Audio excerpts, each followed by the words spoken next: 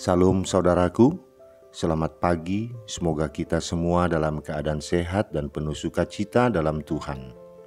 Marilah kita menggunakan waktu sejenak untuk berdoa, membaca, dan merenungkan firman Tuhan sebagai sumber kekuatan, inspirasi, dan motivasi bagi kita hari ini, Jumat 17 September 2021. Sebelumnya mari kita berdoa.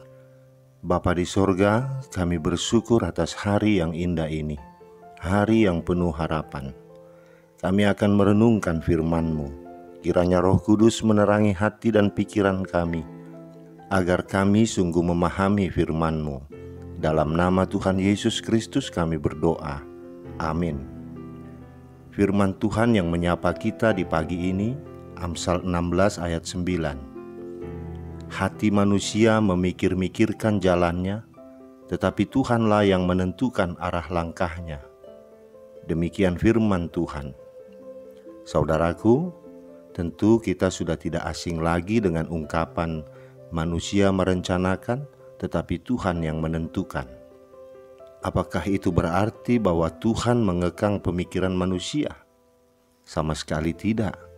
Sebab Tuhan selalu mendasari segala perbuatannya berdasarkan kasih dan kesetiaan.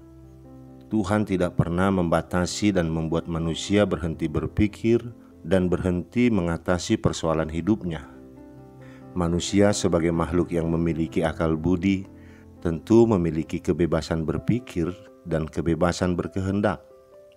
Karena itu Tuhan membiarkan manusia membentuk rancangan-rancangannya dan menyusun rencana-rencananya sebaik mungkin seperti yang dipikirkannya.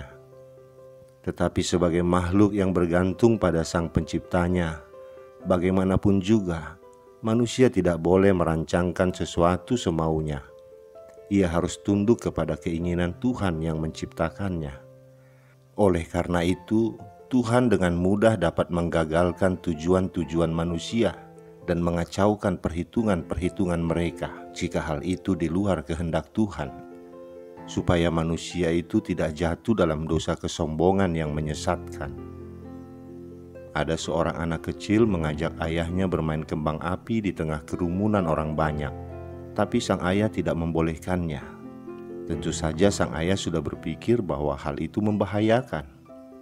Dan pastinya si anak yang tidak mengerti dampak dari permainan itu akan merengek, bahkan sampai menangis karena keinginannya tidak terpenuhi. Apakah itu berarti ayahnya sangat egois dan tidak mengerti keinginan bermain si anak? Seringkali kita juga seperti itu dalam merancang dan merencanakan kehidupan. Kita selalu merencanakan kehidupan kita sesuai dengan keinginan dan kemauan kita saja. Seperti anak kecil tadi, tanpa tahu akibat yang akan menimpanya.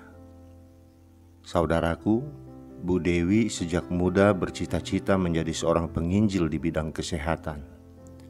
Ia selalu membayangkan bagaimana akan mengunjungi berbagai pulau di Indonesia sebagai dokter sambil memberitakan Injil. Tetapi Tuhan mempunyai cara lain untuk mewujudkan cita-citanya itu. Di usia 23 tahun, ia didiagnosis menderita penyakit yang membuatnya koma selama beberapa waktu. Orang-orang meragukannya bisa bertahan hidup lebih lama. Tetapi ia tidak menyerah. Selama di rumah sakit itulah, ia mulai menceritakan kasih Kristus kepada orang-orang. Nyatanya Bu Dewi tidak melayani Tuhan sebagai dokter, tetapi sebagai pasien. Semangat hidupnya dan sukacitanya membuat pasien-pasien di rumah sakit itu heran. Dengan cara itulah Bu Dewi bisa menguatkan para pasien lain dan memberitakan Injil. Saudaraku, Tuhan tentu menghargai kerinduan kita untuk melayaninya, dan kita pun mulai membangun langkah-langkah untuk mewujudkan impian kita. Namun demikian, kita perlu mengingat bahwa bagaimanapun kita menyusun rencana kita, tetapi Tuhanlah yang akan menentukan arah langkah kita. Dan cara Tuhan bekerja bisa jadi berbanding terbalik dengan apa yang kita pikirkan. Namun yang pasti, rencana Tuhan bagi hidup kita tetaplah akan terlaksana. Kenyataan hidup yang kita alami sekarang mungkin tidak sejalan dengan apa yang kita harapkan. Namun Tuhan bisa jadi merancang jalan tersebut untuk membawa kita pada tujuannya. Tidak perlu langsung merasa terpuruk ketika rencana dan rancangan hidup kita belum terlaksana atau belum terpenuhi. Mari ikuti rencananya, sebab rencananya selalu lebih indah dari apa yang mampu kita pikirkan atau bayangkan. Jalan yang Tuhan sediakan pasti untuk kebaikan kita. Amin, kita berdoa. Bapa di surga, terima kasih atas firman-Mu hari ini, yang mengingatkan kami bahwa hidup kami bergantung kepada Tuhan. Jangan biarkan kesombongan menggerogoti kami jika kami mampu merencanakan dan merancang sesuatu, termasuk merancang kehidupan kami. Sebab kesombongan akan selalu menjauhkan kami dari-Mu Bapa. Tetapi biarlah dalam setiap rencana dan tujuan hidup kami selalu menyerahkannya ke dalam tangan Tuhan.